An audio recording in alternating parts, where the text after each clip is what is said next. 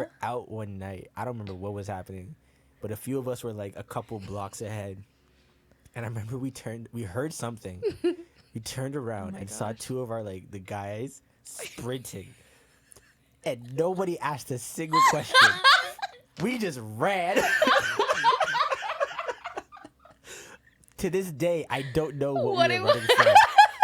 You and I did one time downtown Toronto. I was like, I want to see what happens. So I would like walk. And as I'm walking, I would go and look up at the sky. I'm sorry, but the black people would like look up and start speed walking. And the other folk were just kind of like, what? What is it? I'm not trying to find out. And good times are bad. Black people will run.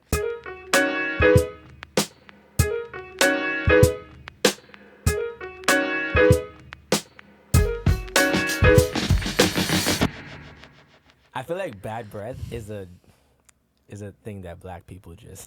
We can't handle it. Yeah. It's like, you're done. I would most definitely rather BO than bad breath. No, I'm still saying BO's worse. I can't be around you at all if you have BO. I feel like we're saying breath because we're black. And I feel like she's saying BO because she's Indian. You know what? Okay, but that's actually such a fair assumption. Why is that so fair? No, like that's so true. So funny. That's so true. Yeah. Okay. No, I'm like that is 100% accurate. We solved it. We solved it. Okay. Yeah. Okay. I actually don't think that I could possibly have anything more to say about that. No further questions, Your Honor. We're done. That's the end of that. So if you're black, brush your teeth. If you're brown, please wash your armpits. And shower. And put on deodorant. Okay. Oh my gosh. We ready? Okay, well, now that that's done. What's up, everyone? Welcome to Big Girl Panties, the podcast where faith meets real life and we dive into the heart of womanhood.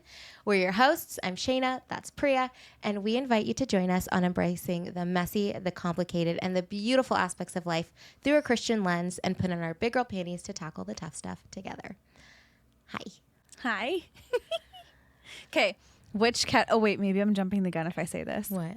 But I was going to say, which category does turning 30 fall into? Bad breath or BO? No. The messy, the beautiful, messy, the tough stuff, the complicated, yeah. I think the beautiful. Okay. Right now, it's feeling like the beautiful. I turned 30, guys. Yeah. I did. And actually, I will say, I've had some tumultuous birthdays in the past. Like, I tend to have a mental breakdown on my birthday. This was the most peaceful birthday I've had to date. Really? It was beautiful. I woke up early. I did my devotion. I just like wrote pages and it was so good. Like I was just so thankful. Like my whole prayer journal for that day was just thank you. Mm-hmm. Like it was just like there was not like I think I forgot to pray for people. Like I'm sorry, God. I'm sorry. I was just like so thankful. And then I just felt so much peace. And then I got up and I went to my like hot Pilates class and I was just vibing. And then I got a green juice. And then I came home and my family had the most beautiful spread set up for me on the deck. They set the table all pretty. And they made waffles. And my dad did the cutest thing. So my dad, every year, he picks me a wildflower bouquet. Every year, it makes me cry. Like, it was beautiful. But this year, he did something. He had 3 sets of 30 things that I had to find, like a little scavenger hunt. And so one of them was that there was 30 daisies in my bouquet. And it was just like, I love my father so much. Like, he's the sweetest man ever. Oh. Like... My standards are up here because of my dad. Yeah, like, he's amazing. As it should be. But yeah, we did all that. And then, you know, family had to leave. So we went our separate ways out. Oh, everyone gave me a speech. I bawled my eyes out at breakfast. Like I barely ate because I was crying so much. But everyone gave me a speech. And it was just so sweet. Like it always means so much to me when people... Like words of affirmation are important to me. It's my love language, giving and receiving. So there was that. And then I got ready for the day, put on a dress I really liked. And I was like getting all ready because I was going out for dinner with a couple of my girlfriends until I realized I wasn't. And I got a surprise party. And I couldn't believe that everyone had taken the time and thoughtfulness to do something like that for me. And so I'm so thankful for everyone who came together and made that happen. Like it was like the best birthday ever, one of the best days ever. Like it was amazing. It's almost like we love you or something. Almost. Or something. Almost like it. No, it's yeah, I'm very thankful. And it was a good birthday. Still don't have any mental breakdowns happening. Do you ever get mental breakdowns on your birthday? Or have you ever? Not so much on my birthday. Other days, yeah. Fair game. Fair game, yeah. Yeah. But never like specifically on my birthday though. Yeah. But I mean, maybe I, knock on wood, have just yet to experience that. Yeah. Maybe it's coming, who knows? No, we're going to pray against that in the name of Jesus, honestly. But I think what happened, or what has happened for me in the past, is I get those mental breakdowns on or around my birthday because I fell into the trap of comparison a lot. Like a lot. And it's like, well, and funny enough, it's weird because I can't necessarily say it was to a specific person. Actually, sometimes it was to my parents because I think about my parents and maybe where they were at my age, and like that would kind of make me spiral, or just like I should have this or that. I would should myself a lot. By this age, I should be doing this and I should have that and all these things. And now I'm just realizing like everyone's life path is so different that comparison is such a foolish idea. Like we would all have to be on the exact same progression, but it would just be very obvious that you're doing this exact same thing that we're doing better than I am. But there's not that ever. So I think that's what it is. Yeah. That's so true. Yeah. What does a mental breakdown look like? For her or for me? In general. I think it's relative. I don't think I've ever had one. It's different for everybody. I don't know if I've had one. Have you ever felt like you were spiraling? I don't know what that feels like. I wish. I might have. I don't know. Okay. You just, like, if you have, you just didn't identify it as that. Yeah, so, like, describe it. I was going to say you could bleep this out if you want. Okay. But maybe how you felt before you decided that you needed to go to therapy would probably be akin to that. Where it's just like, I have all these questions and I don't understand and I need to figure this out. Like, what's going on? That's a breakdown? It kind of is. It could be. But so there's levels. Not necessarily. Some people do. Well, okay. Some people do. I would say it's that paired with it's bringing you some sort of distress. That's when I would classify it as a breakdown versus just like some spiraling happening. Okay. Then I don't think I felt that. Okay. Well, that's good. Because I don't really feel distress. Yeah. I'm glad. I think girls have breakdowns more than guys, though. Okay, but do you think, though, that that's because we're just somehow, I don't know, more prone? Well, I think more susceptible? Or do you think it's because... Okay, or do you think that it's because we are more likely to be affected by, like, comparison? Or is that what makes us more susceptible? Well, I was going to say, I think they're one and the same. This is the same thing. And I think that women... I mean, okay... I don't want to phrase it as a bad thing. I think that God gave us a very beautiful gift of being relational and being very vulnerable and soft. But what that means is that we feel things extra deep and extra hard. And so I think emotionally it can bring up a lot more. And I think for men, I could be totally wrong on this, but I also feel like men feel the need to have like a steel about them. Like they have to be strong through things. And so it doesn't even hit them the same way that it hits us. But I think women are just more okay with falling apart because we know we'll just have to gather the pieces later and put it back together. Do you know what I mean? Mm-hmm. What's your theory? I think for women, if you guys do fall apart, there is a sense of I can put myself back together, or like you can run to people to help you get yourself back together. I think for men, if you fall apart, you die. And I think that's what men feel. You can't break down because it's fatal. It's fatal for us. If you break down, and you're an adult, chances are like if you're by yourself, you die. If you have a family, they die. You know, like you're not breaking down is responsible for people. So like that's why I think I say I just live in like how you described the breakdown. I'm like, oh, I just live in that because I'm always constantly thinking about if I don't do XYZ, everything will break down. So I just have to live in state of. That's so exhausting. Yeah, that doesn't sound healthy. That's part of our curse. I think that comes with it. It's constant, literally constant. Yeah. But do you think that that's like a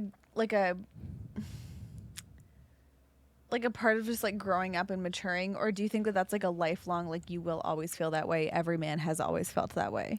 Also, yes, really, to the latter. As you answer that, can you just, I realize sometimes people might not know what we're talking about when we just throw out words like, that's part of our curse. Like, what is the curse? Just really quickly in your explanation. Sure. Oh, the fall in the beginning when Adam and Eve sinned and then God sent them out. Eve had her curse, which was your heart will be for, was it her heart or her eyes? Your heart will be for your husband and he will rule over you. Yeah. And then pain in childbirth. And then Adam had the sweat of your brow. Yeah, and you will work the soil. You better work. I think there's like a constant sense of, for men, I need to be doing for the future. And it's funny because you even said, Shaina, when your dad came home, he's just doing stuff. Yeah. Right? He doesn't have to. No, but he just hops on it. Because it's just something that's in us to just, we need to be doing. It's hard to just sit down. And sometimes you do sit down, but then there's a constant guilt of like, oh, I should not be sitting down right now. I need to get up and... Interesting. The future is dependent on me doing. Wow. I think that's why guys can't break down. But I also think, and this is going to get dark, but that's why when guys do break down, it's like drastic. I think that's why the rate, insert trigger wording, rate is a lot higher for men. Because when they do break down, it's fatal. Yeah. Did you know that trigger warnings are actually, they make it worse for the person hearing it?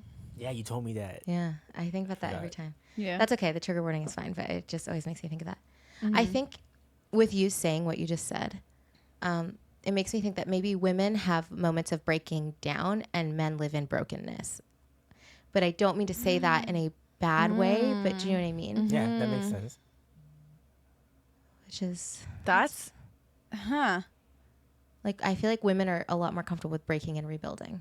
Yeah. Like if we were cars, the women would like break down, come to a stop, pop the hood, fix it, and go. And the men will just keep chugging along, try to fix it while the thing is like, like it's bad. The sound effects. Oh my gosh. Yeah, like engine lights are on, everything's on, but we still got to keep going.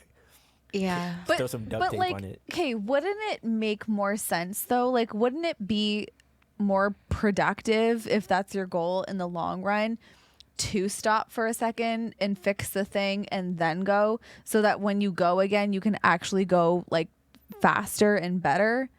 Yes.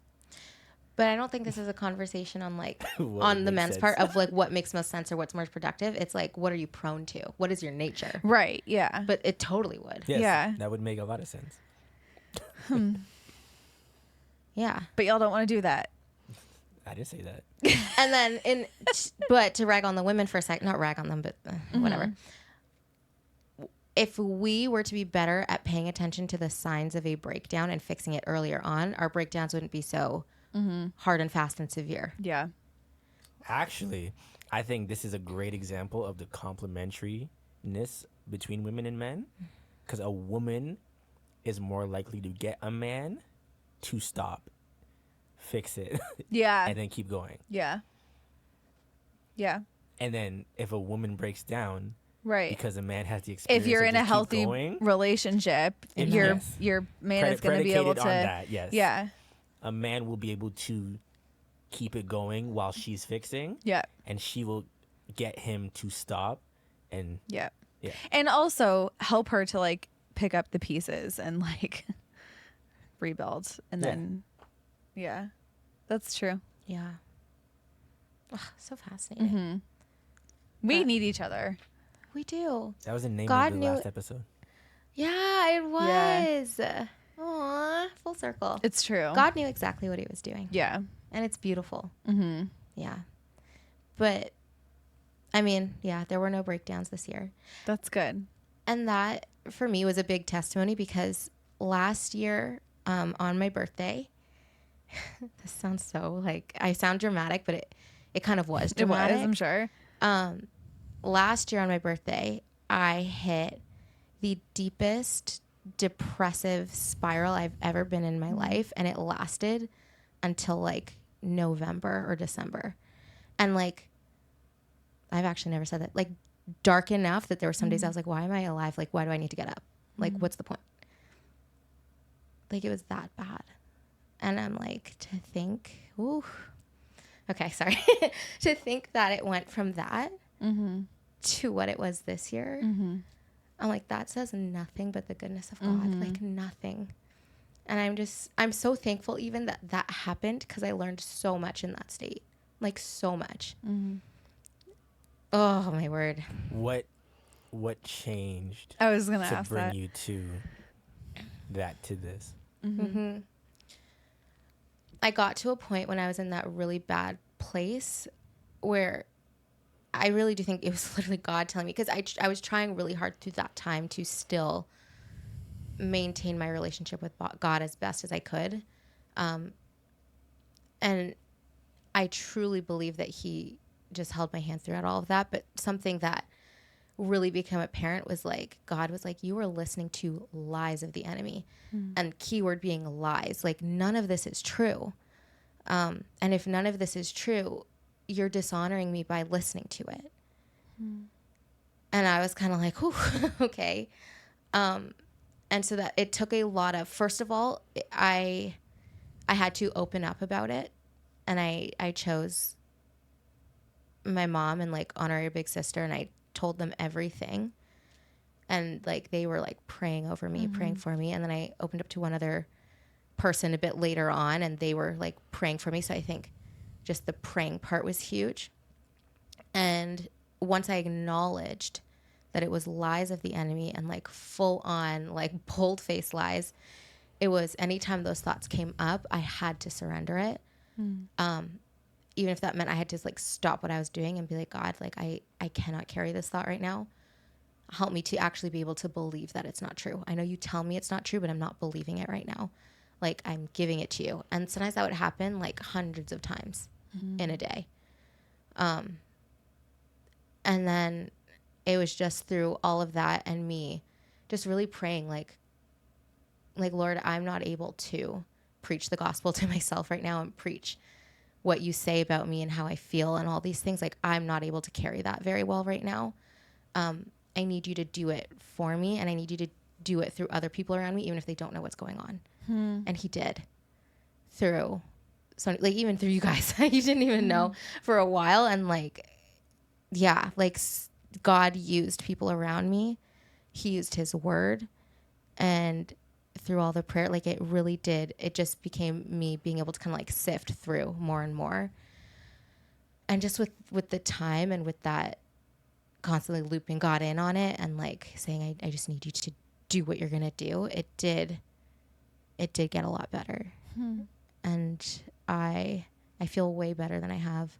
Not even just on that, in that span of time when it was really bad, but like in general, I feel very thankful and grateful. And I'm like, I'm just so happy to be alive. And I'm so happy to know Jesus. I'm so happy to have people in my life that I love and that they love me and that we can pour into each other. Like, it's just such a blessing, you know? Yeah. Yeah. Yeah. Oh, I have chills. Me too. And tears that are like right here. Right there. They're like right. My vision is slightly blurry right now. Just do one hard blink. I feel like I felt it like break the barrier on this side. Yeah. you know what it's like? If it breaks the barrier, you're done for. So you're like, yeah. Yeah. Oh my gosh. Wow. Yeah. Wow. It's funny. Okay, this actually makes me think of, I think last episode we were talking about this, but realizing that you're standing in the moments that you once prayed you would be in. Like, yeah, to think about the contrast of your last birthday to this year and the state that you were in then versus your like experience that you're having right now, you know, like, yeah. It is the goodness of God. Yeah. And, you know, there's like the Bible says, before you call, I will answer. And while you're yet speaking, I will hear. What I've learned is that God answering is not an instantaneous thing. It's a whole process. But that never means that he didn't hear you. It doesn't mean that he's given up on you. It doesn't mean that like he said no. It doesn't, yeah, like it doesn't even mean his answer is no. But in his goodness and in his, like, I mean, the mind of God is massive. Like, it's just, he knows everything. And so his answer has to go through so many other pieces have to come together for his goodness to come through it. And I'm just learning that more and more, that he is listening to me. He does hear me. And if I'm choosing to submit to him, he will honor me. Not honor me, but you know what I mean? Like, my prayers, whatever that is. And I just have to stand still and wait. And waiting is okay. As hard as waiting is, it is okay. It is not dangerous. It doesn't mean you're not doing what you're supposed to be doing. You're doing exactly what God asked you to do. Yeah. Be still and know I'm God. Like, God is so cool, guys. Bro. Wow. It's amazing. Actually amazing. I feel like from this point right here, we could either go into Big Girl Panty Moments or we could go into what we wanted to talk about. You know what I mean? Choice. What do you think? Well, I got one more question. Oh, sorry. Go for it. For the birthday girl. Since you are officially in your dirty 30s. Okay. Right? Tell me what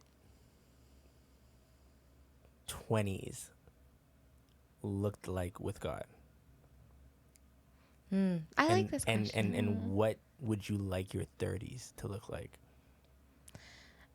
Okay, so we're going to get into it. Yeah, we're getting into it because I have something like that. All right, let's go. Down. Oh, sorry. No, I love it though, and it's a great question. I think my 20s was the opportunity for me to really figure out how I relate to God and what our relationship actually looks like. I tried a lot of things in my 20s on like, what does quiet time look like? When should I do it? How should I do it? What ways am I actually able to learn and understand the Bible? What does learning and understanding the Bible even mean? How do I do all those things? My 20s was so much discovery on that. And I feel like towards the last couple years of my 20s, I'll say figured it out, but that's an evolving term because I know God is going to show me more. But I think I have really figured out what works for me to be able to prioritize my time with God, what works for me to be able to understand him more. And I'm learning more about what things I still need to let go of and things that I still need to work on. And so I think my 30s, by the grace of God, will be defining that further. I already know how I'm supposed to spend time with God and like what that looks like and how I can make it happen. So it's all about remaining and being even more consistent. And it's about taking those things that I know I'm struggling with, letting go of my own control on, and like really pouring into those things and working on them with God to get better at it. And I also feel very called that in my 30s, I'm supposed to spend a lot more time interceding for other people in prayer. I really feel that. Yeah. Does that answer? Is your answer. Oh, okay. I think that's where I'm at. Okay. Well, we wanted to, like, in honor thank you of you turning 30. 30, flirty, and thriving. Thank you. I mean, like, I don't want to call it a debrief, but like, let's like break it down. Okay. Because it's not a normal birthday. It's a special one. It's a cool birthday. I'm not a regular birthday. I'm a cool birthday. Yeah. Like, it's not just a normal birthday. Like, it really is a new chapter because it's a new decade. a new number. Yeah. So let's break it down. Like, what do you think and how do you feel about it? And what are you, like how we did for like New Year's, you know, like what are you taking with you and what are you leaving, and what do you want your 30s to be about, and all that kind of stuff. Yeah. Okay, I've done some reflecting. I have my list. I know you have. In I would fashion. expect nothing less. I think I have a few things. One of them, I have songs for my 30s, I think. I always forget the names of artists, and I feel like a jerk about it, but right now I also forget. Sorry. That song, I Just Want to Speak the Name of Jesus, I think is a really big, it's like an anthem for this decade. Charity Gill. Yes, Charity Gill, thank you. Oh, she's amazing. So amazing. If you haven't listened to her, go listen to her albums. They're amazing. But that song speaks to me a lot, and I do want to speak the name of Jesus as much as possible. I keep thinking too, like, Jesus started his ministry when he was 30, and it just feels like this extra calling, like step into your purpose and be about it, especially when it comes to Jesus. So there's that, and God will work it out. What is that? Maverick City Music, Naomi Rain. Who is it? I think so. Yeah. Yeah. I don't think EJ likes that song. Is that the song that you said you didn't like? Yes, Israel's. Oh, okay, yeah. I love that one. I love that song. Don't mind his opinion. Sorry, EJ. Wait, why don't you like it? It's probably something with the mixing or something. Is it because the fact that is it a live recording? Is that why you don't like it? No, I really like Charity Gill stuff. Yes. Because the writing on it, yes, points towards Jesus. The God Will Work It Out song feels, and I say this very loosely, Okay. it feels like prosperity gospel. Really? I never thought about it that way. That's what I get. I don't get that from that song. Me neither. Personal take. Okay. I like that song to me, the God Will Work It Out song, feels like the before you call I will answer, and while you're yet speaking I will hear. It's just me, I don't know. Yeah, no, that's so fascinating. But I love those two songs, and I feel like they're going to be just important in this decade. So there's that. Things I am... Let's start with things I'm leaving. Yeah. First one being comparison of life stages. I think I did spend a lot of my 20s thinking I should be in a different place than I was at. And this is not to say that I'm never going to do that again, but I think I'm going to try to be very intentional about not comparing. And I know people are going to have to call me out on it at times. I know all that, but I want to try to not give into comparison as much, because I just feel like, again, it just doesn't feel like it's honoring God. It's like me saying to God, what you did wasn't good enough. And I never want to do that. So, yeah, less comparing. I'm trying to leave that behind. Okay. Jump in at any time, either of you, by the way. Okay. Do you think... Okay, he was ready. He's like, thank God. I need water. Because I like what you just said. But I think for me personally... And tell me your thoughts on this. Okay. My comparison comes from a place of knowing what I didn't do. And realizing that if I had just continued something, I would be where I see someone else who chose to continue. Is that the same thing? See, for me, that would be healthy reflection. Like, if I was doing that, I would say, oh, Shaina, you're doing really healthy reflection right now. For me, comparison is stripping away at my own worth because I didn't achieve a certain mark. Got you. Yeah. What's it for you? For me,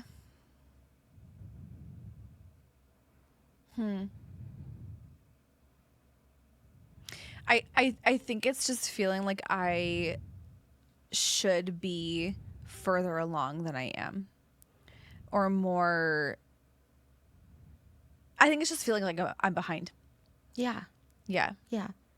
Yeah. Like I should be further along than where I am, or I should have accomplished more than what I have, or I should be doing more than what I am, or whatever it happens to be.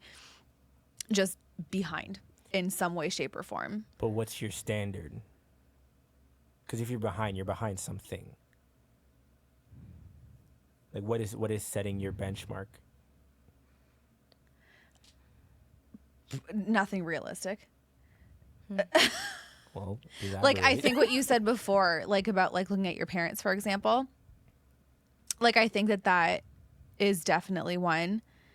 Because I think that they are where they are in their life is like a goal. Yes. Kind of that I like aspire to, like my own version of whatever that is, right? And so I think that the comparison probably comes with looking at people like my peers, like my age, who I think by all appearances are closer to that than I am. Would that be a comparison thing, or does that have to do with you and your relationship with your North Star? Explain. Because it seems like you created your North Star based off of your parents. That fair to say? You see your parents, you see where they are, you aspire to be there, right? So that means that is your target, that is your North Star.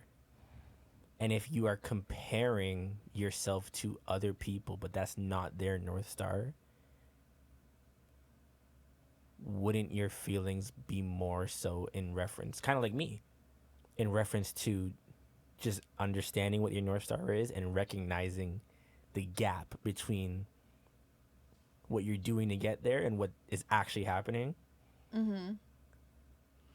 Like, yes, but I think it has less to do with what their North Star may or may not be, and just like the boxes, if you will, that they have checked that I would also like to check along my way to reaching what I think my North Star is.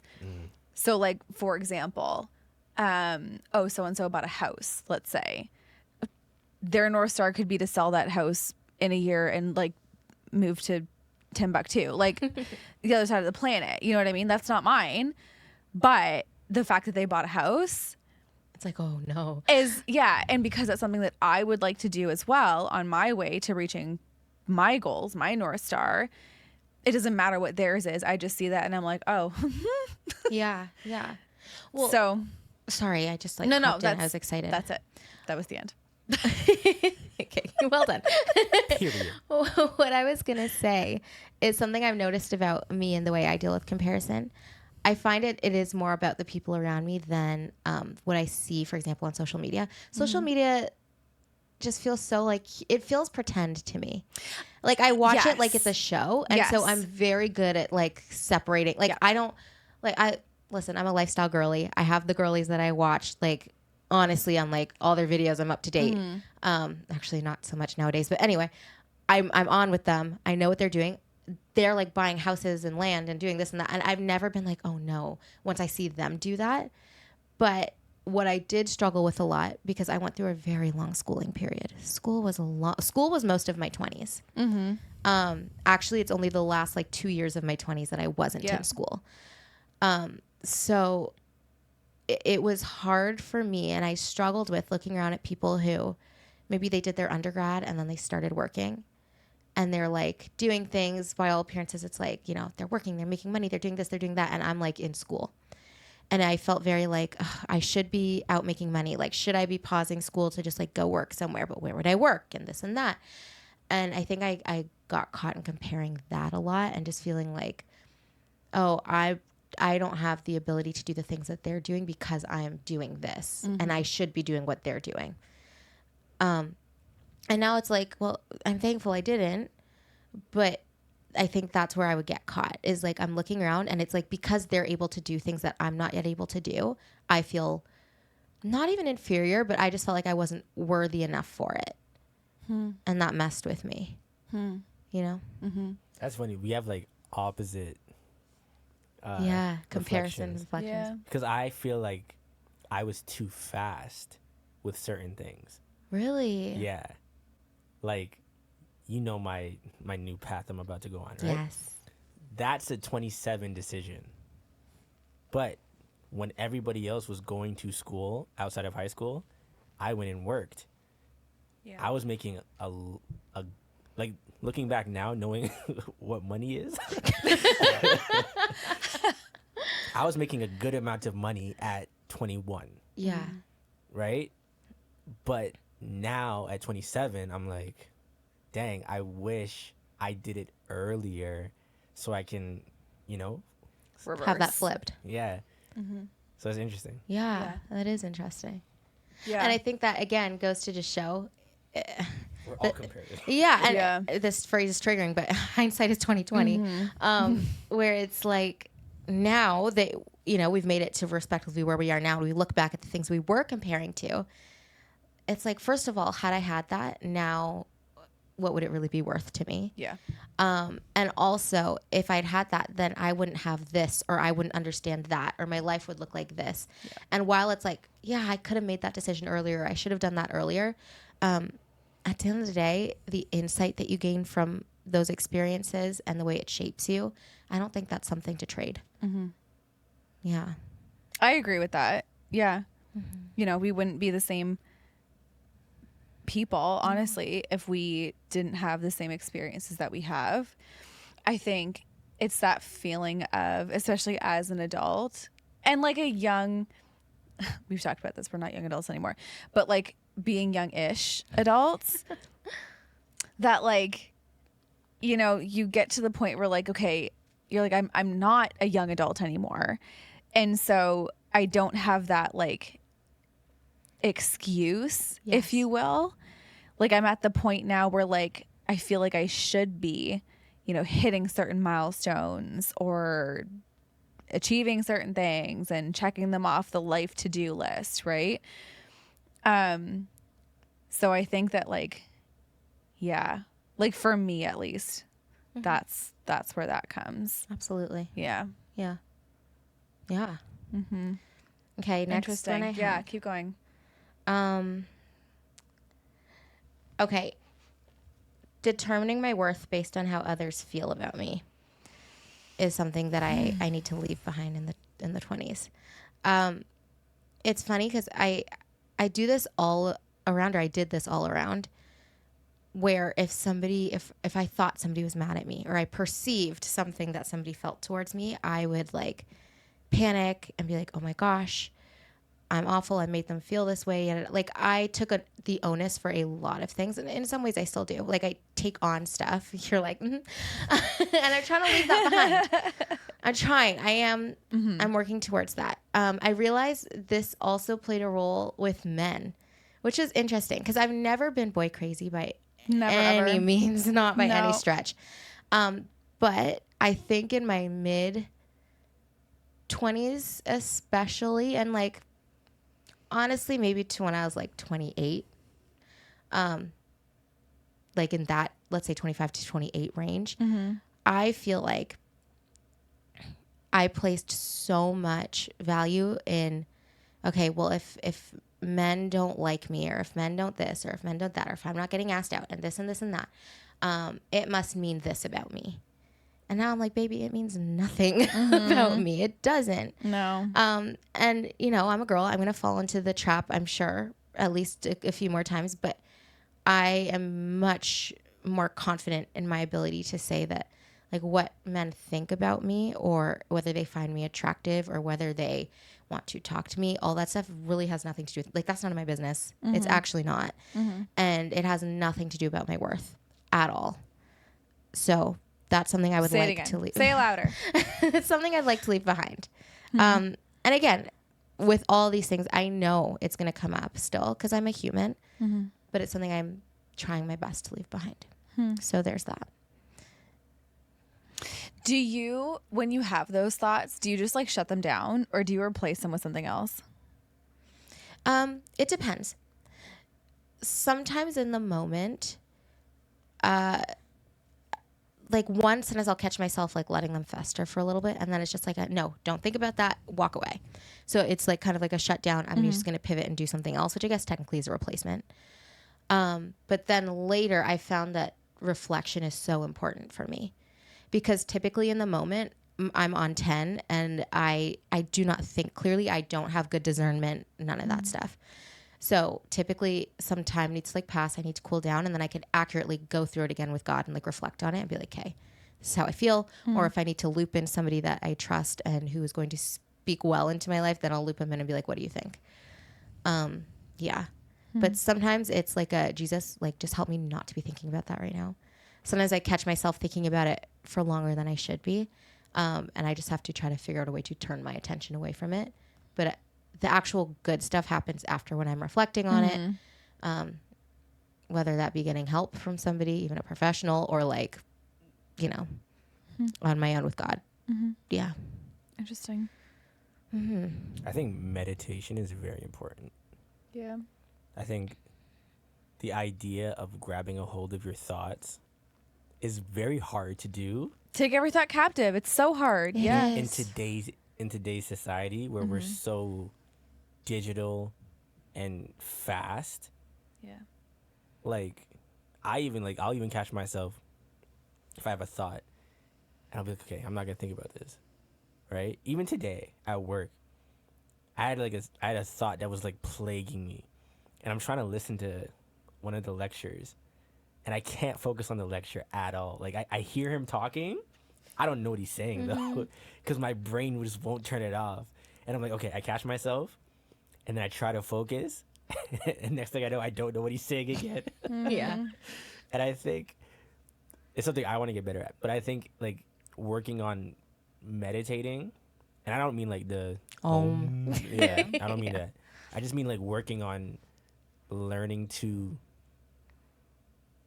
assess your thoughts, Observe them, unpack them, but learning to do that on your own is important. Because if not, then it's really hard in those moments when thoughts pop up and you don't have the strength to just grab them. Yeah.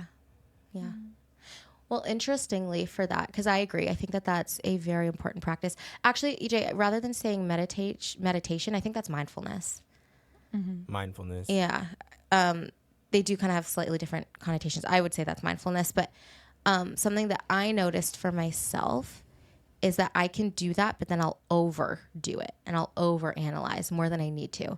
So it's like I took the thought, I observed it, and then I'm supposed to let it go, but I like keep like, oh wait, let's just one more time. Oh, but wait, and I keep grabbing it back. So something that's been important for me is to find things to do where I'm not able to think about anything at all. And so honestly, my job has been super important, because it's like I don't have the time or the capacity or the space in a session with someone else to wander and think about my own stuff. Like I can't. Otherwise, we're going to totally get lost and I'll lose control of the whole session and it's a mess, right? But then I also found like working out has been so important for me for that, because I will have a 60-minute period in my day where I'll walk out and realize I didn't think about anything except like what I'm supposed to be moving my body to do. And that has been so life-changing for me. I could never. Oh my word. Really? Never. But I can literally like I go in, and I find this works better for me with because I'm doing like group classes or a one-on-one class with somebody. I'm not in the gym, just like because I've tried the gym and my mind just goes haywire. I'm in a group class. Me in the gym, that's when my mind is wandering. No, I'm in a group class and you're like listening to somebody explain to you what to do, and you're trying to like follow, like, so all I can do is think about what they're telling me to do and try to make it happen. And that has been really important for me, because then I have at least this chunk of my day where I'm not thinking about it at all. And then my time with God is the chunk of the day where I'm doing that observation. It's like I'm picking it up, I'm looking at it, and I'm trying to put it down and let it go. And again, I'm not perfect at it. I still tend to grab things back, but, we're getting better. Yeah. Interesting. I think the meditating or the mindfulness or whatever part for me is just difficult because it requires so it requires so much brain power. Yes. That I sometimes just feel like I have none to spare. Yeah. And so it's hard to do the whole like mindfulness thing because I feel like I have like 60 million things that I am willing or not being mindful of. And so the things that I would like to just like sit and be mindful of and you know, process and consider and like let it all trickle down and, you know,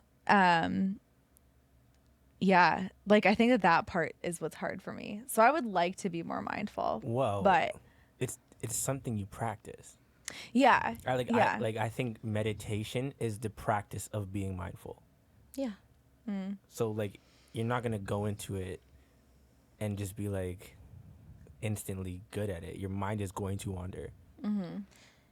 And well, that's what makes you good at it is the fact that you can now realize, oh, my mind wandered. Yeah, that's how you know you're doing it right. Gently nudge it back, and then after a while, you're able to. And if it's really that hard, journal it. Yeah, like the power of a brain dump, guys. So oh my word! Maybe I should try that. Thinking with a pen in your hand. Oh, it's the best. Will help your thoughts be way more clear than just letting them free float in your brain. Because I used to do that. Like I used to. Yeah. That was like my thing. Oh my God. And I loved it. Well, not even just journaling. Like I used to have time and I would just sit there and I would let my mind go and it would always land where it needed to land. And I did some of my best thinking. I did some of my best processing. I did some of my, you know, all that kind of stuff during that time. And it would like the where it would wander kind of thing. Like it was good. And I let it go because it wandered well. Yeah. But it's harder now to do that because whenever I try to do that, my brain, it's weird. It's like it doesn't wander and then land anymore. It just like stays in limbo and then just like whoop, just like shuts down. Like it's hard to describe. I think it's because you fell out of practice though. Maybe. Do you think you have, I don't know if it's an actual term, but like I'm going to create a term. Okay. Athlete's remorse. I don't know if that's the right term. You know when like you wish you had kept doing it? Like yeah, like you know those guys that are out of shape but they say like, yo, in high school I was an athlete. That kind of thing. You used to do it, but because it's been so long that when you jump into it, you expect to be the athlete you once were. But reality, you got to start from the beginning again. Maybe.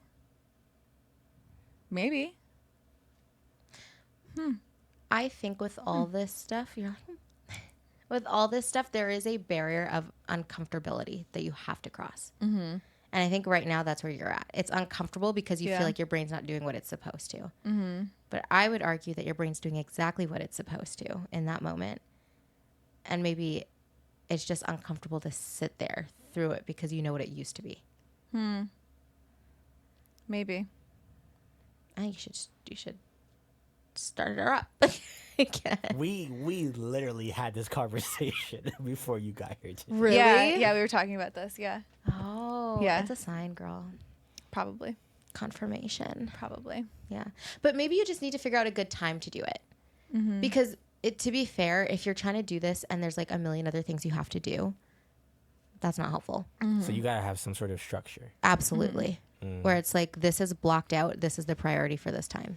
And if you sit there and you stare at the page for the whole 30 minutes that you blocked out, stare at the page for the whole 30 minutes you're blocked out. Yeah. Yeah. That is part of my problem. Yeah. Yeah. Structure is godly. I do know this. That is part of my problem. Have you ever heard of morning pages? Yes. I'd be interested to see how that would go for you. Have you heard of them, EJ? No, I want to know. So it's this idea. Well, it's based off of, there's this method called the artist's way, and people are supposed to use it when they feel burnt out in their creativity and their artisticness. Okay. I actually want to do it. This is really funny. Yeah. Oh, is it like I'm gonna out myself. A writing exercise? No, it's morning pages is a writing exercise, but the artist's way is for like any creative of any kind. They encourage you to do it, and it involves things like going on solo artist dates, where you have to just do something that will inspire you in some way. It's like the morning pages is like you get up in the morning, and before you do anything else, it's like you wake up, you grab your journal, and just 3 pages free writing, and it could be nothing like. They say, if you're writing, I really don't want to be doing this right now. I'm so tired. This makes no sense. Just do it, because at the end, it's going to all come together and you're going to be like, oh, I didn't even know that was in there. And it's just kind of, it's really like a stream of consciousness. Like you're just letting it out. I've done stuff like that. As a songwriter. Yeah. There's writing exercises where like just that. write and don't stop. And then when you're done after your 10 minutes, whatever, you might just find one line that now inspires your song, and you've work through the rest. It's a very similar concept, yeah. I'm just thinking like that would be so interesting to see you do. Like what would come out of that? Okay, well, here's my funny story. Okay. I took a class in university. It was a music type of a class.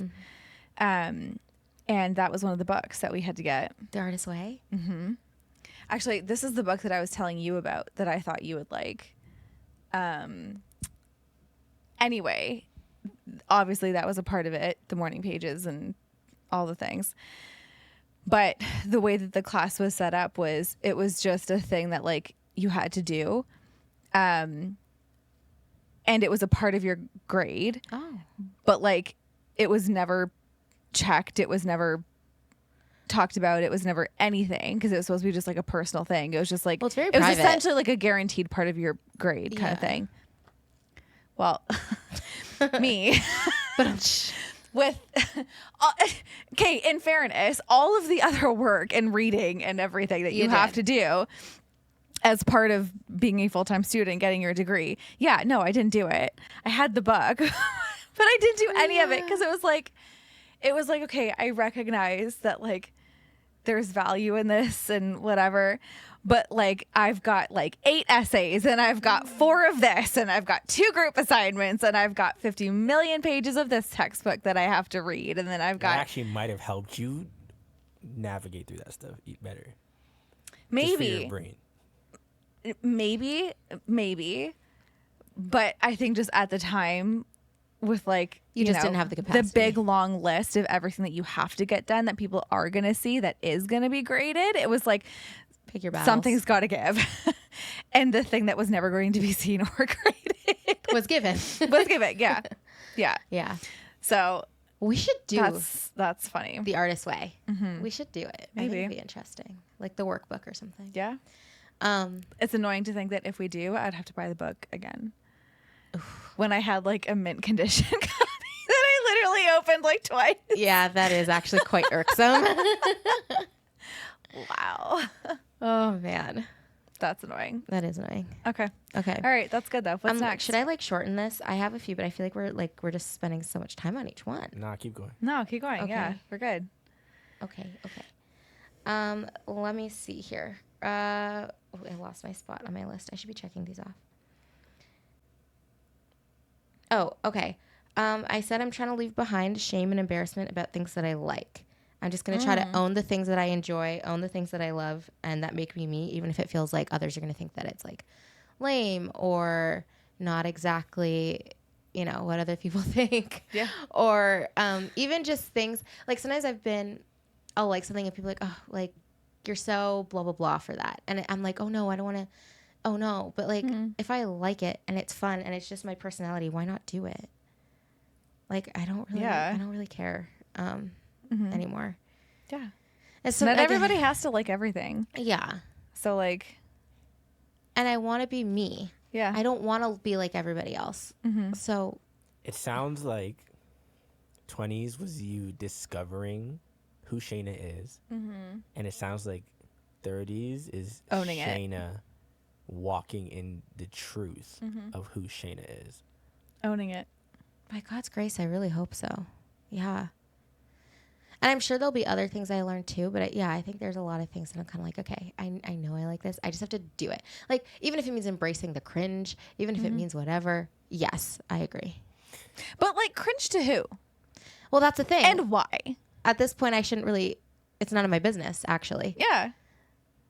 Dr. Jordan Peterson says that when you just speak the truth, and by truth meaning don't lie to yourself or to others, you know, like in that example, if I like XYZ, but I know somebody will think it's whatever, and I say, or I downplay how I feel about it, that's a lie.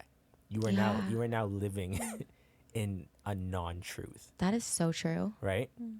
And he says, when you do that, you are living somebody else's adventure. But when you tell the truth always, despite what consequences come from those truths, you are at least living your own adventure. And if it's your own, then it's what it's supposed to be. Right. Live your own adventure. I like that. Yeah. That's cool. Yeah. Yeah. That's the energy. We only have one adventure to live. Right. That's true. So you might as well live it in the truest way possible. Yeah. I like that. Oh. Stop hitting the mics. The mic nearly gave up the ghost. Sorry, I've hit my mic a few times today too. Like in my ear, all I hear is. That's all I hear. I'm sorry. We're sorry. Okay. Next thing I'm trying to leave behind. Actually, I think I've left this one behind now that I was thinking about it earlier. I was like, I feel like I really did leave that one. Okay. Being so worried about getting married and having kids and when it's going to happen. Like, if it happens, it happens. If it doesn't, it doesn't. And I'm quite genuinely completely happy either way. I think there was a point in time, and you guys have called me out on this before, where it was like, well, are you just saying that to try to like protect yourself in case it doesn't happen? And to an extent, I think there was times when I was. Where I'm sitting at right now, I'm like, who cares? I can always adopt a child if I really decided I wanted a kid. I could do whatever it is that I'm going to do. There's so many children out there who need help. If I don't get married, well, God didn't have somebody for me, and that's about that. I still have Jesus. Like, I just really don't. It doesn't really matter. Like, it's not like God's going to use me any less. And I think I used to think that that was the case. Like, you can't be used by God as much if you're not married and you don't have like this ideal what it's supposed to look like, but that's just not true. So that's that. That's like a whole word right there. Thank you. I think there is a very fine line for a lot of women who will say I don't want kids because of the reason you were describing before. Yeah. I don't think you feel that now. Right? But I agree. I think at one point there was a little bit of that mixed in there. There was. But like at this point where you are right now. Yeah. Yeah. And some days it might pop back in, but like. And that's fine. And that's fine. Yeah. But in this moment. We're chilling. Right here, right now. Yeah. From over here. Yeah. Yeah. And that's a good place to be. Yeah. I agree. I think that it is a fine line too, because it can easily turn to idolatry. So easily. And if my goal in my 30s is to continue to walk with God, and like I always pray that I'll become a woman after God's own heart, and if I want to actually do that, like God has to be sitting on the throne of my heart, not the desire for marriage and the desire for kids and the desire to have this and this and that. For like those are things for me. Yeah. They're not necessary for God to do his work. They're just not. I saw this thing the other day, and this girl was saying that God convicted her and told her, like, do you pray for the church as much as you pray for a future husband? Like, and if you don't, shape up, essentially. And I was like, that's interesting. A word. Like, one leads to the other. Yeah. Yeah. So that was very interesting. Yeah, but that's that. And then the last thing I have for leaving behind, I put being so hard on myself. I want to enjoy more and be gentler on myself. What does that mean? Well, let me tell you. Okay. All right. Break it down. Because, and I mean this in a very specific way, and that is while I'm glad that I did so much of my schooling throughout my 20s, I think back to even high school. Right? Because I'm just thinking about decades past now. Decades. But I was I was too hard on myself in high school. I was too hard on myself in my undergrad. I was too hard on myself in my master's. I was. You were. And I think about it. I never went to a football game in high school because I had to go home and study because I want to get into university. I was in grade 10. I could have. And when I went to university, I had no life except for school. When I was in grad school, same thing. Unreachable. I'm doing this. And while yes, it served me very well and I did exceptionally well, grade wise and all that, I think I did miss out on some things that I would have really enjoyed, really cool experiences and fun things. And so I want to be less hard on myself in the way that it's okay to let your hair down a little and hang out sometimes. And that's a part of myself I would like to cultivate more. It doesn't mean I'm going to be irresponsible and be I'll do that tomorrow and and never get to it. Procrastination is not something I enjoy. So it just won't happen. But I also recognize that not everything has to be made into such a big deal, particularly when it comes to work or school or things of that nature. Right.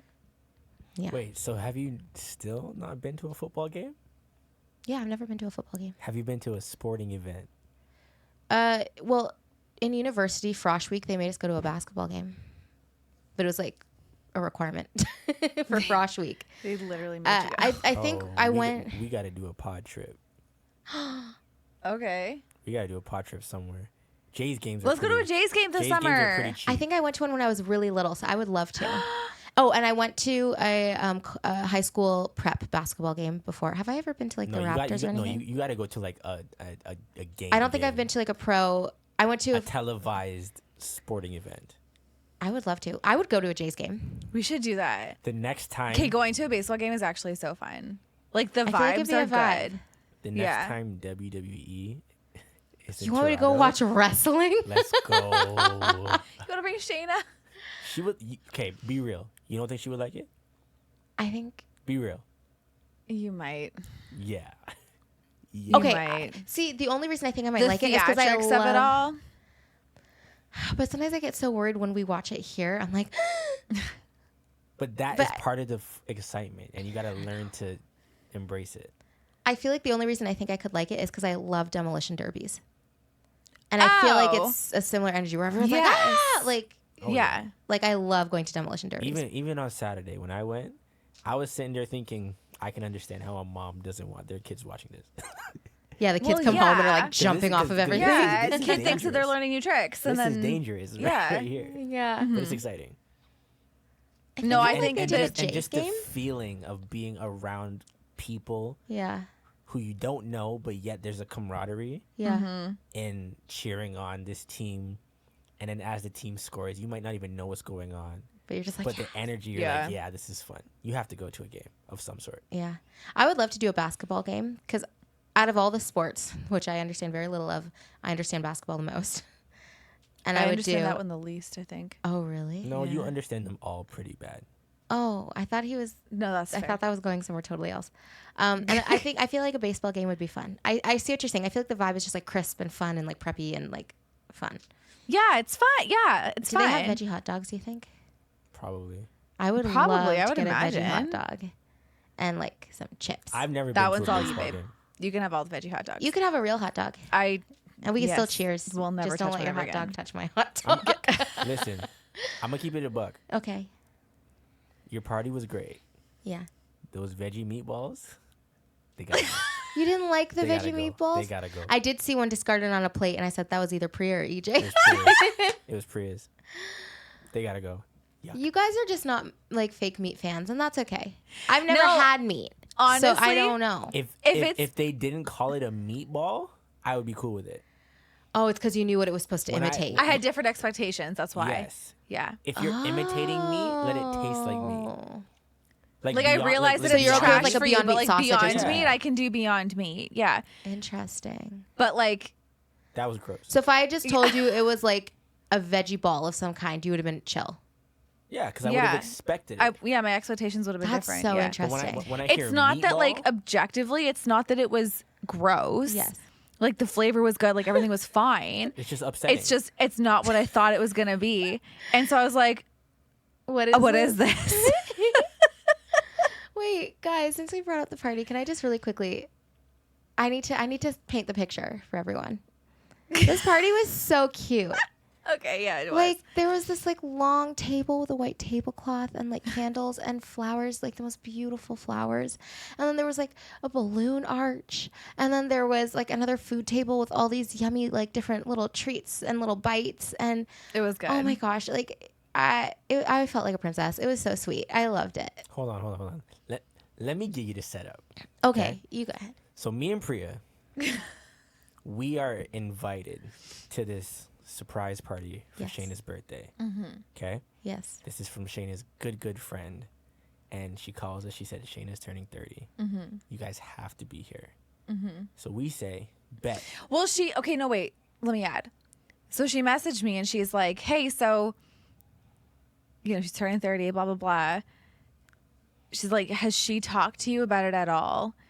And said any idea of, like, what she might like to do for her birthday, or like if it's a party, like what kind of a vibe she might like has she said anything basically that would like give someone something to go off of? And she's like I want to plan this like surprise birthday, but I'm just trying to see like what she would like, kind of thing. So that's how that started. Okay. So the day comes. It was trying to figure you out. So the day comes. It's an all-white party. Which was my dream. I'm thinking in my head. We all know this. Yeah, I'm thinking in my head. EJ had a hard time. Sorry, EJ. This is rude. How you gonna tell me what to wear? I'm an adult. I'm so sorry. But we love Shaina. Thank you. So we went to Marshall's. Oh. Because I needed a white shirt. It was a nice shirt too. It was brand new. Oh. So, get my white shirt. Priya's decked out in her. She looked great. What color was that? It was like oatmeal. I mean, it was a t-shirt dress. I wouldn't say decked out, but no, you looked lovely. It was oatmeal. You guys both looked really good. Listen, Priya, I'm telling a story. Okay, sorry. Continue. To people that don't know what's going on. How dare I? Please continue. Thank you. They both looked amazing. So we head out, and almost there, GPS says turn left. I turn left. All of a sudden, the road is gone. Yeah. Gravel. It's just rocks. It's out in the country. It's just rocks on the ground. I know exactly where you hit when this happened. So as I'm driving now, I'm talking to Priya, but the car is shaking a lot because we're not driving on paved road anymore. Doing the rumbly thing. It's rumble, right? And the first thought in my head is, this is where people die. So dramatic. So drastic. Wow. But at the same time, this is Shaina. This is her friend. I probably won't die. So I keep driving. And then GPS says, your destination is on the left. So I turn in.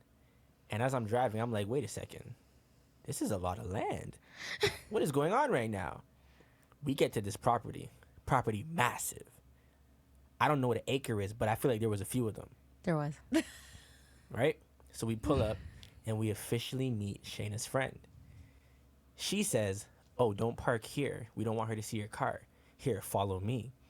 And she takes us to like this back bush on the acres. In the back acres. In the back of the acres. So we parked the car in the grass. Like driving on grass is fun. I like driving on grass. I don't know why. I realize that's weird. Yeah, I'm sorry. You guys are giving such city folk right now. But I like driving on grass. I was born in Mississauga. I know. It's just I've never so lived funny. in the country. I don't camp. Follow along. As someone who also lives in the country, I'm just giggling. That's all. So it's a city boy through and through. We get out and we start heading towards the house, but like not inside the house, but like along the acres on the side, right? Because that's where the table is set up. And I see another friend, so we meet this person, and we start setting up. I didn't realize that the bugs were gonna be so aggressive. But it's for Shaina. We love her. That's the mantra the whole day. So as we're setting up. No, it actually got significantly better.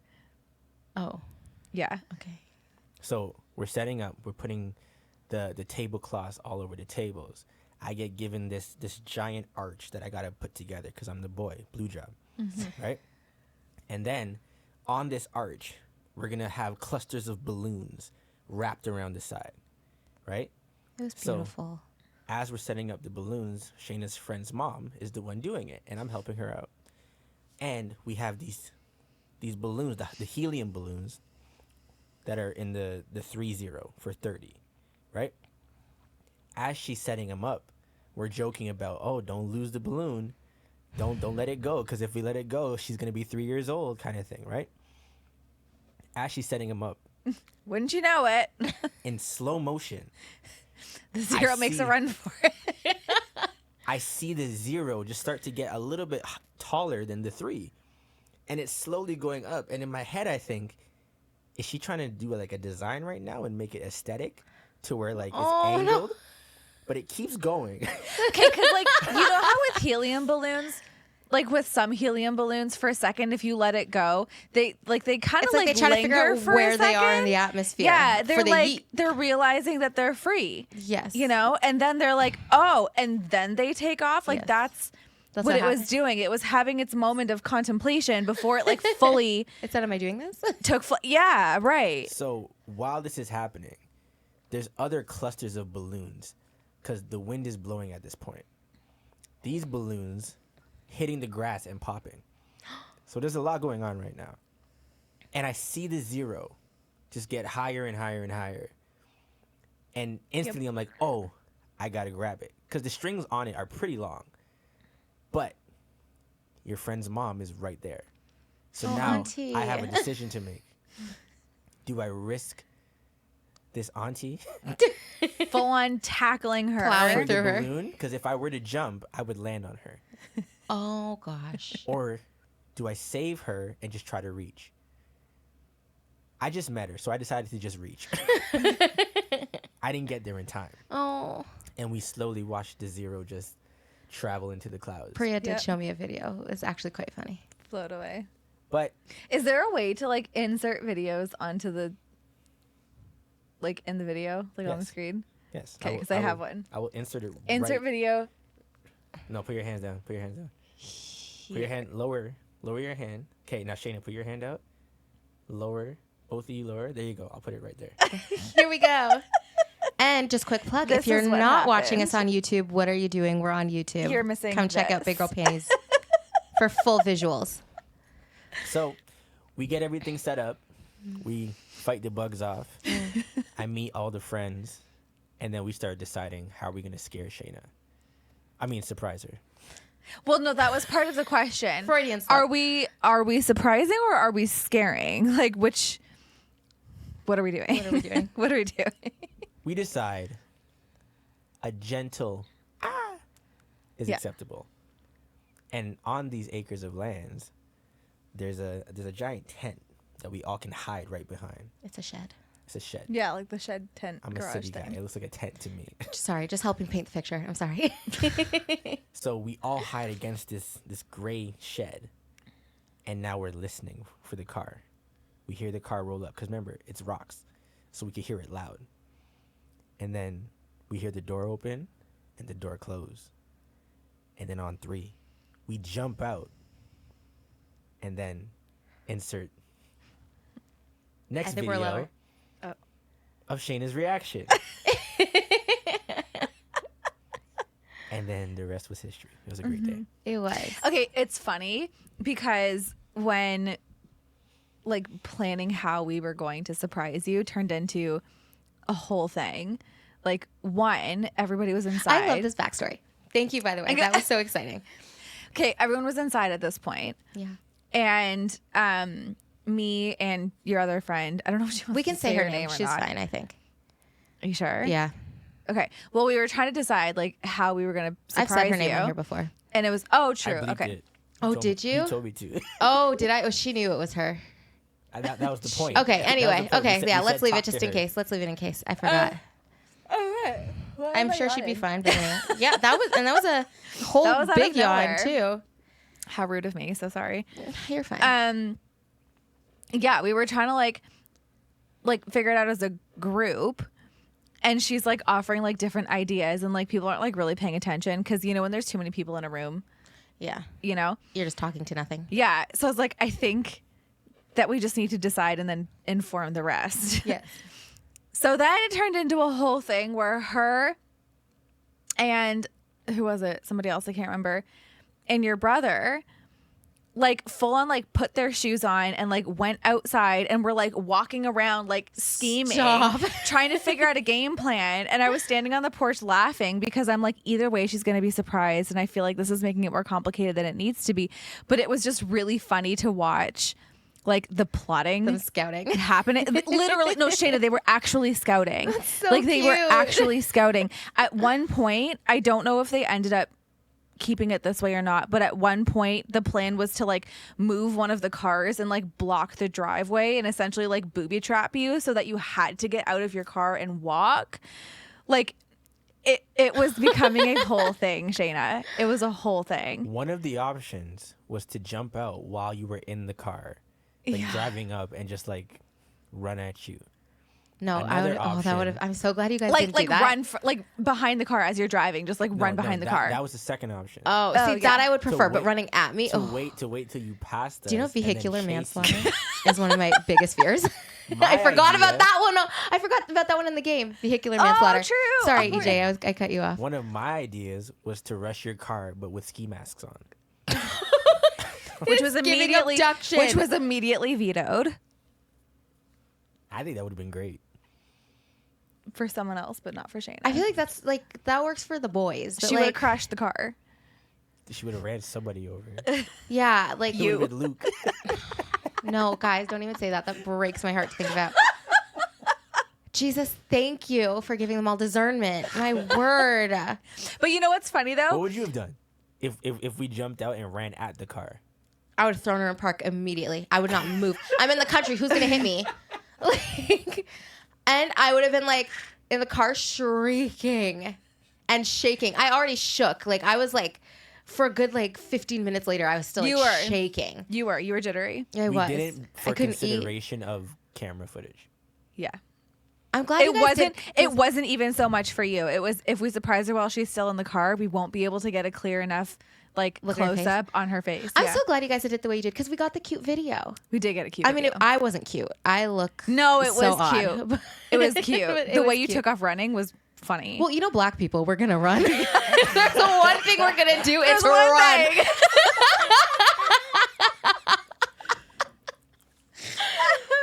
Oh my gosh. Sorry, side note.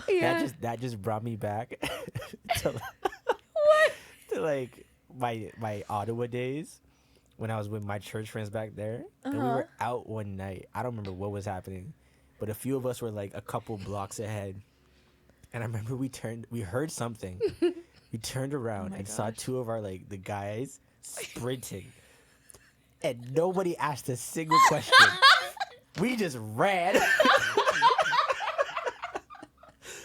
To this day, I don't know what we were running from. But we ran. And we didn't get caught. It's so funny. By what? Well, you know I don't know what it was. You and I did one time downtown Toronto. I was like, I want to see what happens. So I would like walk. And as I'm walking, I would go and look up at the sky. I'm sorry, but the black people would like look up and start speed walking. And the other folk were just kind of like, what? What is it? I'm not trying to find out. But yeah, and good times are bad. Black people will run. Moral of the story. Sprint now, ask questions later. Ask questions later. Your life is on the line, my guy. That's so funny. Okay, yeah, I did indeed run. And so what happened when I got out of the car? Because Janai. Welcome to the pod. Hey, Juggy. So she called me and she's like, oh, I don't even know. Now I have to ask her, was her hair even giving her problems? She had this whole story about how her hair for a while. Man. And you know, as a black girl, her hair was in curls the whole time until the very end. And then she took them out? Yeah. Okay, she did tell me she was going to do that. She was like, I'm leaving my hair in curls until you get here. But she was fretting about her hair. And I'm asking no questions because we're black. Like, of course your hair is giving you trouble. So she called me. What was weird to me was she said, when I was driving to her, I called her and I was like, traffic is so bad. I'm really late. Mm-hmm. And she was kind of like, oh, maybe you should share your location with me. And I was like, we were watching her. Yeah, I was like, I don't know how to do that. And I just was like, I don't know how to do that, whatever. And she was kind of like, well, she starts to explain. And I'm like, yeah, I'll do it if I get the chance. But I'm like, I'm driving. I'm not going to get the chance. And I just gave no ways about it. And then when she called me later, she's like, just share your location with me. But she was kind of adamant. And I was kind of like, it's not that big a deal. But I was like, you know what? We're trying to get ready. Maybe she wants to figure out when to call the restaurant. Like, there's other girls waiting for us. So I'm like, yeah, okay. I pulled over and shared my location. Oh my gosh. And I'm thinking like, oh, I hope this doesn't eat up time. Like, yeah. And then she called me right when I turned onto her, onto the dirt road. Yeah. She calls me and she's like, yeah, just park up at the front, and then come inside because my hair is still giving me trouble. Yeah. And I'm like, oh Lord, I'm gonna have to go in there and try to help her. Okay, I was ready. Yeah. So I did pull up. At this point, when she called you to say that, we were already hiding behind the thing. She was standing, we were all standing right there. Yeah. Wow. So I pull up down the dirt driveway, park up where she told me to park, get out of the car, and I start walking. And it was funny because you guys all jumped out, but the surprise was staggered. People yelled surprise at different times. And so I saw her first, because she ran at me with her camera. And she yelled, surprise, so loud. So I was startled, but my brain was going, wow, wow, wow. Nothing was happening up there. I was like, I don't understand. I was very confused. And then I start seeing white just approaching me. And I'm like, what the heck is this? And so now I'm seeing all these people, but nothing is registering. And the moment something clicked is when I locked eyes with my brother. And I was like, hold on now. This is a thing. Something is happening. So I'm looking at him and I'm like, Luke! And then, of course, I turn and the next person I see is EJ. And that threw me for the biggest loop because I'm like, EJ is usually not with these people at all. Mm-hmm. So I'm like, EJ! And that's when it hit. I was like, oh, this is a surprise. And then I just couldn't stop shaking. And I will say, I was told that there were bets on when I would cry. Yes.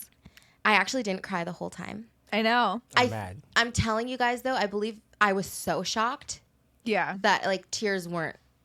And this is something that happens to me if I'm in a shock mode or I realize it's go time and things need to get done because somebody's in danger, anything like that, tears dry up. They're gone. Yeah. So there was that. And also I had cried so much in the morning. I don't know how much salt water was left. There was none left.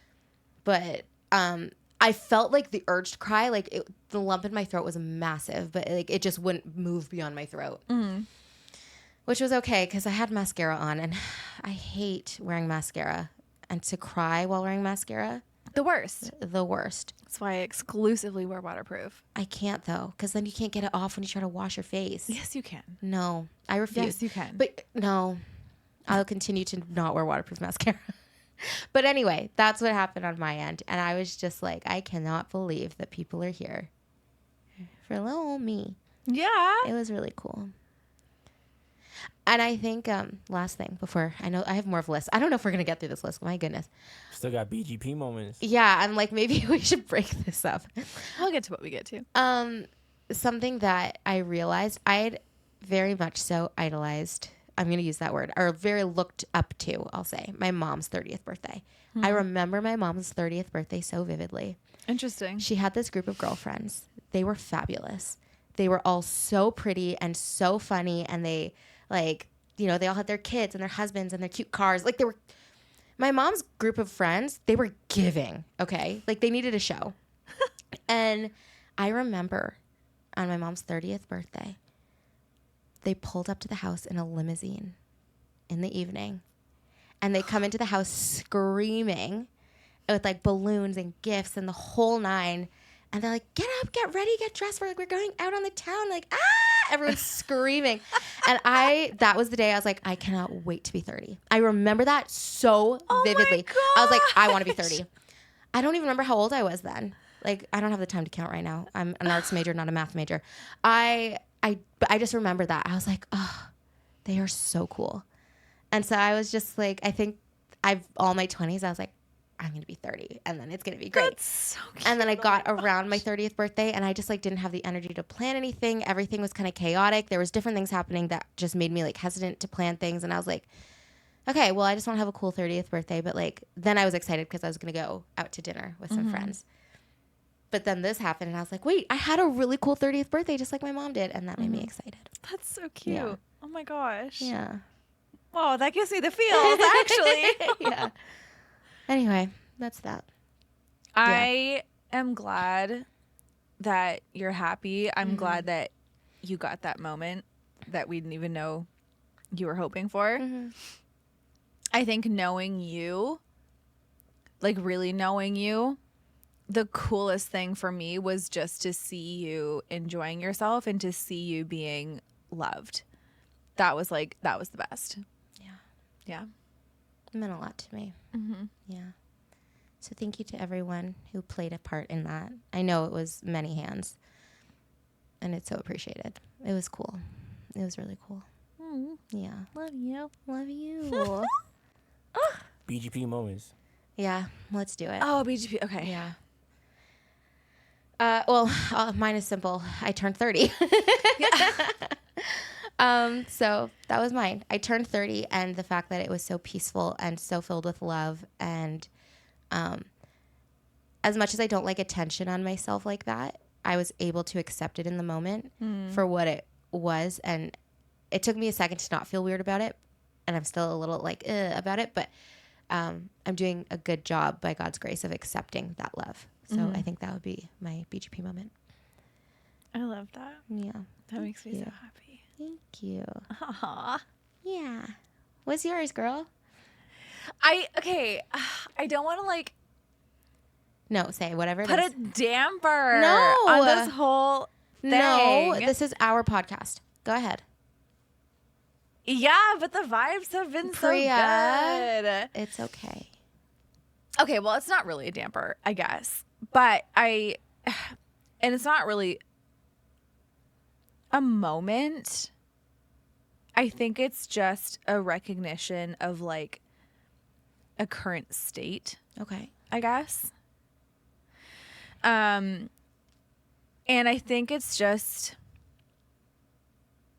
honestly, to be perfectly honest, I think it's just like more of the same that I've said in like other episodes and stuff like that. But I think that I'm just struggling with figuring out how to like unstuck myself. Unstick. Yeah. Because yeah, there's a lot of like change and growth that I want to see and that I want to experience and I want to go through, and like I genuinely do. It's not a no, like I'm good where I am kind of thing. Like I really do want to. But I just think that I like feel stuck. And I think that I'm not totally certain why I feel stuck. And then I also think that I'm not totally certain what I need to do to like move forward. I feel like, because we've talked in the past about like how my thing is like, what was the D's, the thing again? Discover, discuss, and do. Yeah, the first two. I can do those. Good at those. But then like the doing part of all of this is where I'm struggling, and I think it's in part because I just am not sure what the first thing is that I'm supposed to do. Yeah. And it's funny, I was thinking about it before we started recording actually, and there's a little bit of it that feels a little bit similar to what I now know is when people experience like ADHD paralysis. And I don't know, maybe it's like I feel like a little bit like that, but it's not on like a, okay, it's Monday and like here's my to-do list for the day. It's like on like a broader scale. But yeah, that's kind of like, yeah, it's not really like a big girl panty like accomplishment moment. It's more of like a big girl panty like growth point moment. Yeah. So knowing that ADHD paralysis is probably playing a big role here. But I also don't know if it is, to be totally honest. Okay, but we know maybe it is. It's potential. Yeah. Having that thrown into the mix, does that change your perspective at all? Is that helping you give yourself more grace? Like, is that changing your perspective at all? No, not really. Because I've talked about this before too. That like that diagnosis is new for me, and so figuring out where the line is between where that starts and stops and where I start and stop is kind of blurry. Like, I'm not totally sure. And I don't want to fall into the trap of just like using that as like a crutch, like just like blame everything on it so that I don't end up taking responsibility for anything. Like, I don't want to do that. And so I think that the whole like having more grace for myself thing, I almost like don't want to, because that feels to me like I'm then just like using it as a crutch and like blaming it on that, and then in doing so deciding like, oh well, nothing I can do about it. So I think that's why I'm talking about like the doing. Yeah. Because the thing is, either way, I still need to figure out what to do. Right. So yes, and that is important, and you will. Mm-hmm. But I do think it's interesting that the idea of giving yourself grace almost feels like a crutch, because I think that means you have a misunderstanding of what giving yourself grace actually looks like. Maybe. Because giving yourself grace is not giving yourself a cop-out. Those are two very different things. Yeah. I know you're right. I just don't think that I don't think that I know practically in this moment what the difference is. And how to feel about that, and then how to do with that. Yeah. Especially since the problem is the doing. Right. So at what point, so what does the having grace look like? And depending on that answer, at what point do you stop having grace and just say, that's enough, go?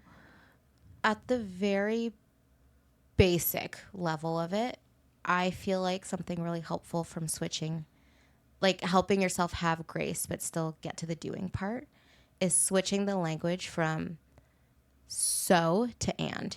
Meaning, rather than saying, well, this is happening so blah, blah, blah, and giving yourself grace like that, because then you're inferring an outcome. It would be, this is happening and this is actually what I will do. Is that, you know what I mean? Yeah. So it's not just like, oh, well, this is happening so because of that, because of ADHD, like, that's just where I'm at. But if it's like, this is happening and I recognize I have ADHD, I will continue to try to do such and such. You're removing the just, well, there it goes in that bin, and that's that. Yeah. I think that like, it's funny because I think that I can feel, you know, when like you can recognize that, like you can feel that you're the hurdle that you're standing in front of is like the hurdle. Yes. Like, this is the one. Yeah. That if I can get over this point, I'm like, not that there's no more, but like, feel pretty good. I can like run from there kind of thing. Yeah.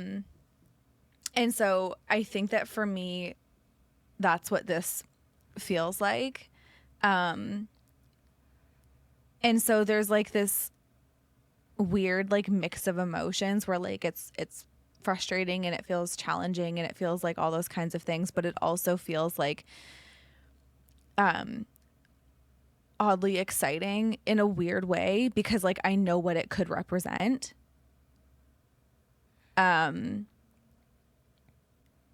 And I know what like getting over that hurdle like would be, and I want to see the other side of it. Like I want to get to the other side of it. and have that be the BGP moment. Yeah. So yeah, I think that's what it feels like right now. It's like this like final like push, if you will, to like get over it and make it to like the end of like that chapter kind of thing, and then like start the new one. Yeah. Yeah. So that's where I am right now. Anything that you feel like would be helpful for you from external sources, aka me? I don't know. Okay. Yeah. Keep me posted. Okay. If I need to bug you about it, I will. You can bug me. It's just an open offer. You can bug me. Okay. Yeah. But I was going to say, just, I'm glad that you mentioned it as your BGP moment rather than waiting for it to be like, I got over the hurdle. Mm-hmm. Because if you keep running into a hurdle over and over and over, you could either establish and have the acknowledgement and acceptance of, oh, this is a hurdle. Now I know I need to do something about that. Mm-hmm. Or you could keep running into it and then after a while be like, oh, I guess that's the end of the road. That's the wall. Mm-hmm. You had the insight to recognize it's a hurdle. Mm-hmm. And that's actually really important. Mm-hmm. So I do see that as a very good BGP moment for sure. Yeah. Yeah. Thank you. Yeah. It's funny. I feel like to try to describe it visually, it's kind of hard. But like if you were standing in front of like a high enough wall that you can't see what's directly on the other side of it, and like for a little bit on the other side of it, but it's not so high that you can't see like off in the distance on the other side of it. Does that make sense? Like way off in the distance.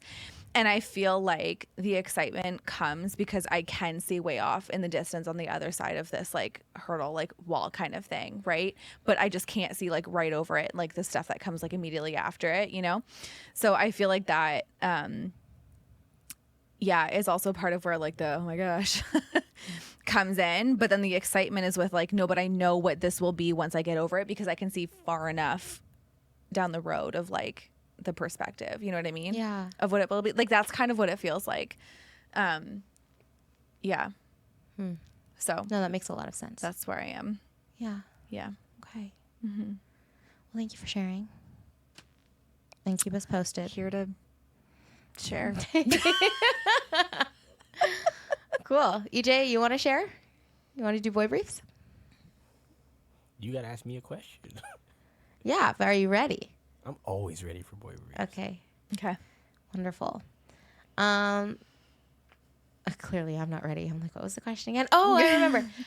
Yes. Okay. For girls, a forehead kiss is all like, you know, like you melt, you fold. It's exciting. What is the boy equivalent of a forehead kiss for a girl?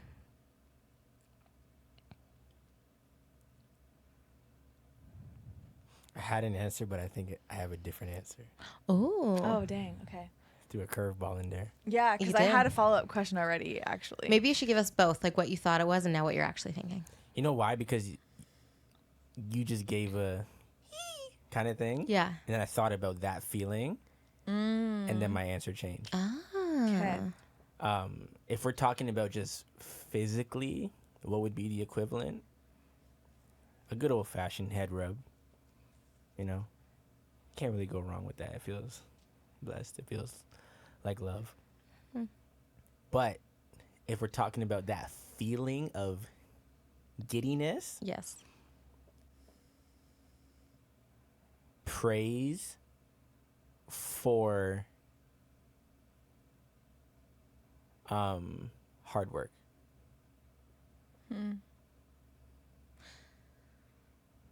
Okay. Interesting. My immediate follow-up question, right, is that I'm rewinding to last week when you cleaned the kitchen, ordained by God. Mm-hmm. And then Priya says, oh, you cleaned the kitchen, thank you. And you're like, I didn't do it for you. That's not praise, though. That's just a thank you. Okay, so can we break down what praise is what's versus the difference? Thanks?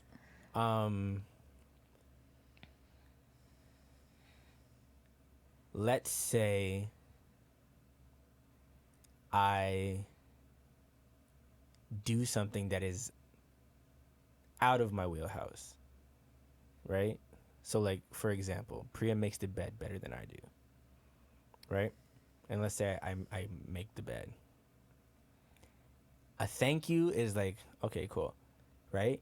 But if you like recognize the detail and acknowledge like, ooh, like you got the fitted sheet tight, like you do that That really is well. the, you know, it has to be like if you can make something stand out about what bounce I did a quarter off that sheet specifically, and then praise for that kind of stuff, I think that would be the equivalent to a forehead kiss.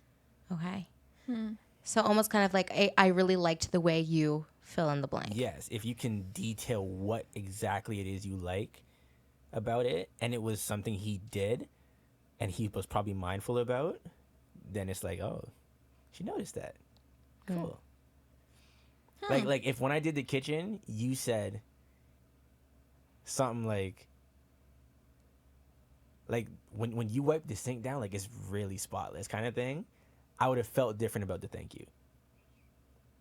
Interesting. Because to me, you're seeing more than just me doing a task. You're actually seeing me doing the task. You don't see the task as just done, but you see me doing it. Interesting. Is that a you thing or is that a all guys thing? I think it's the guy thing. If you just acknowledge a guy for like a small detail in what he does, it could even be in how he dresses, right? Like if he did his own tie and you acknowledge that he did a really good knot on the tie, he might, like when you turn around, do one of those like Looked at it this like, time. yeah, and smile to himself. And then the next time he does his tie, he will always think about that compliment. Every time.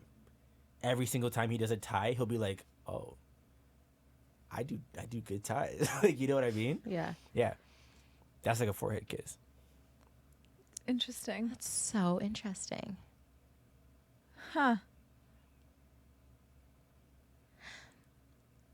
Okay. Is there, or what is the correlation between praise and respect? Like, how do they play into each other? Do they? Interesting You know question. what I mean? Praise, I think, is just acknowledging something I've done.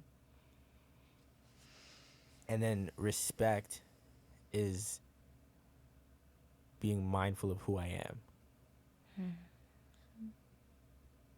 You know what I mean? Like, if you know that I do not like to be spoken to with a demeaning. Okay, but like nobody likes that though. You even let me finish. Okay, sorry. If you know I don't like to be cut off. The shade. No, but okay, let's use that as an example. That's fair. Let's use that as an example. That's I so don't mind funny. it because I do it. But let's say I was someone who loathed being cut off. You being mindful of that is like respect.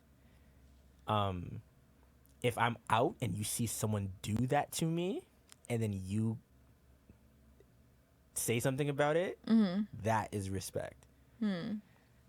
How you speak about me when I'm not around is respect. How you treat me is. I wish I could describe it better because it sounds generalized.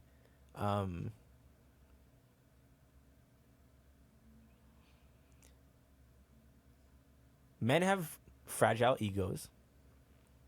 If you can make me feel like I'm a king, that feels like respect.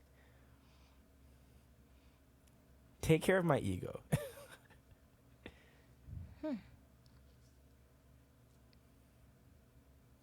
I feel like I said something wrong. No, I'm thinking. No, I'm absorbing because what I'm thinking is, okay, if taking care of a man's ego and making him feel like that, like king status, right, is respect, I'm just thinking, okay, how does praise play into that? Like, can praising elicit similar feelings? Is it a stepping stone? I think they're separate things. I love connections, so that's why I'm like on it. I think they're separate things. And the thing is, the male ego, like, it might be different for different guys. Of course. So, like, our male ego is our fragility. So handle my fragility with care. That feels like respect. So, for example, when we first got married, me and Priya, I used to hate, I still do, but I've learned to work through it. I hate the feeling of like saying, let's do this or let's do XYZ. And then she challenges my idea for us to do on something that is not really drastic. Like, for example, let's say it's groceries, right? I want to get jar number 1. She wants to get jar number 2. In her mind, jar number 2 is more cost effective. It's whatever, right? In my mind, I probably didn't look at the price, right? But I like jar number 1. That might be a trivial thing to really harp about if like the price difference is not that big. But like if you really fought me on that, that would hurt my ego. Personally, EJ, like year 1 of marriage, that would hurt my ego. And then you challenging that would feel like you're disrespecting me. This is so fascinating. And you look like you're holding back. It's true, though. Does it make sense? No, it doesn't. So what changed that? That's a great question. And why? That book we read. Ooh, drop the deets. It was a book series called, I forget what it was called. But the way it worked, I'll show you after I have it. Okay, you should put it in the description. But I don't know if I'd recommend it, actually, but I would. Oh. The way it worked. We'll talk about this after. It was a husband and wife couple. And he writes a letter. Dang, how did it go? I forget. I might be messing So the it up. husband wrote the book for the men about the wives. No. Oh, wait. I don't remember how it goes. Okay, one sec. Okay, anyway, Pause. Hold on. Okay, I'm back. So the way the books work, she writes a book to women about men, right? He writes a book to men about women. And the way you're supposed to read it is Priya would read the book written by the woman first, and as she's reading it, she highlights what resonates with her. You read the book about yourself first. Okay. And then I would do the same for the men. When we finish, we swap books. And then she reads that, and then she would see what I highlighted and all that kind of stuff. And it's a way to like get into the brain of the opposite Of your person. Yeah. Mm-hmm. That's kind of How cool. did we get talking about this? Because you asked me how did I get over right, okay. my weird respect thing. Right. Okay, so that we know that the book helped you, but what about it? Like, what was that? There was a specific chapter about that. Oh, okay. Which made me feel like, oh, I'm not the only guy that feels like this. Like, if I'm being challenged in my idea, I feel disrespected. I'm not the only guy that feels that way. But in reading the woman's book, I realized that she's not necessarily challenging my leadership in the relationship, but it felt that way. So understanding that that's not what it was, and then trying to be mindful of that in those moments when I felt it, but also saying in those moments, okay, I feel disrespected right now. Yeah. And then like talking to it kind of thing. Mm-hmm. That's so interesting. Yeah. Mm-hmm. Huh. It's a cool book. I think it's cool. Priya doesn't like it. It's not that I didn't like it.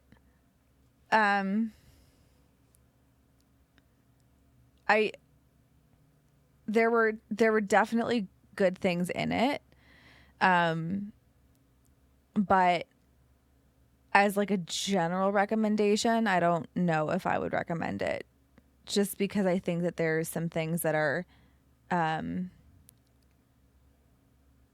don't know, to me personally, there were some things that were not talked about in like the most helpful way or the most like well-rounded way, or there's some things that just I think weren't talked about at all and were kind of missed that I think would actually have been good. But yeah, anyway. Okay. Well, thank you, DJ, for answering our question. Ladies, praise him up. Something that he actually did. And it'll be forehead kiss. I guess the best way to sum it up is notice him. Notice the details of him. Yeah. Yeah. That's sweet. That is sweet. Yeah. All right, guys, we've come to the end of our episode. So if you enjoyed it, be sure to give us a like and a follow. You can follow or subscribe, to us on YouTube. You could also follow our podcast on Spotify, Apple Podcasts, or wherever you're listening to your podcasts. Be sure to give us a rating and review. We'd love 5 stars, and we also want to hear feedback from you as to what we can do to improve. You can follow Priya, EJ, or myself. All that information is in the description below. If there's anything you want us to talk about, you should send us a DM on Instagram, specifically at Big Girl Panties Pod. And until next time, stay faithful, stay courageous, keep embracing. Keep so embracing. I was so close. 30 didn't change anything. Let me run that back. Until next time, stay courageous, stay faithful, keep embracing the journey, and don't get your panties in a twist. Wow, it's Bye, the guys. enthusiasm. Bye.